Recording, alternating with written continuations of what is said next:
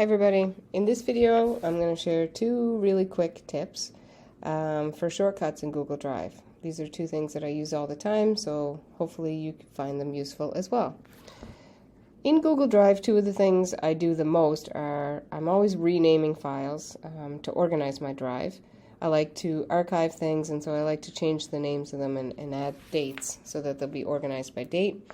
And the other thing, of course, that everybody uses Google Drive for is to share files. So I'm going to show you a couple shortcuts for naming files and to share files as well. So let's go ahead with the naming files first. So let's say I have this file here for 9th grade labels, and I want to archive this. So I'm going to actually add the year in front of this.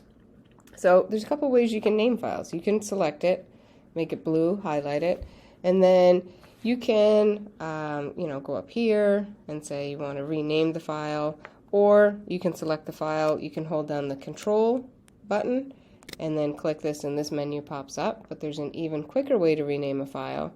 You can just select it and then hit the N key on your keyboard, and that brings up the rename box immediately. So I might call this 2020, 2021, and then I have it labeled the way that I want.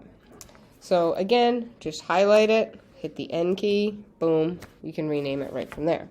So the second one is a similar type shortcut, and this is for sharing files. So again, if I wanted to share these announcements, I could highlight it, go up here, click share, type in the person's name that I want to share it with, or again, I can hold down the Control key once it's highlighted and pull up this menu by holding down Control and then clicking on it, or I can just highlight the file and hit the period key on my keyboard, and the share box immediately comes up. So those are two really quick keyboard shortcuts for things that I use all the time in Google Drive, and if it saves you some time, that's great.